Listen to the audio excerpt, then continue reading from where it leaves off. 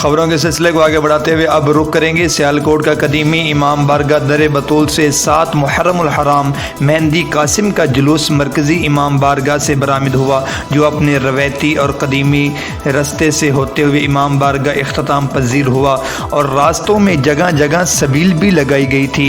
AC Sialkot madam Sonia Sadaf और SP मियाँ मोहम्मद अकमल से इंटरव्यू के दौरान सिक्योरिटी के हवाले से पूछा गया। जानते हैं नुमाइंदा अली इमरान से।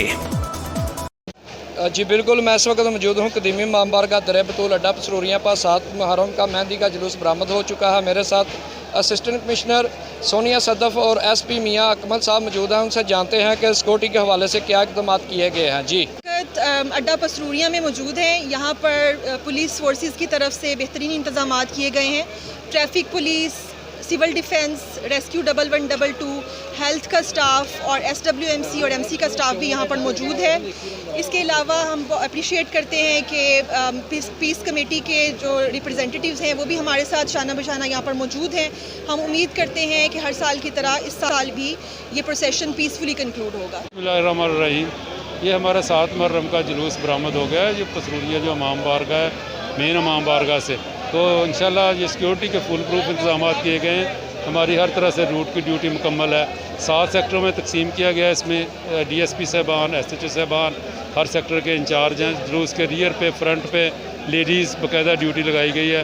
तमाम ड्यूटी अलर्ट है। मैंने खुद पैदल तमाम रूट को चेक किया है 2 दफ़ा। तो इंशाल्लाह तमाम जो हमारे इंतजाम है मुकम्मल है। इनको भरपूर सिक्योरिटी मुहैया की जाएगी तमाम रूट।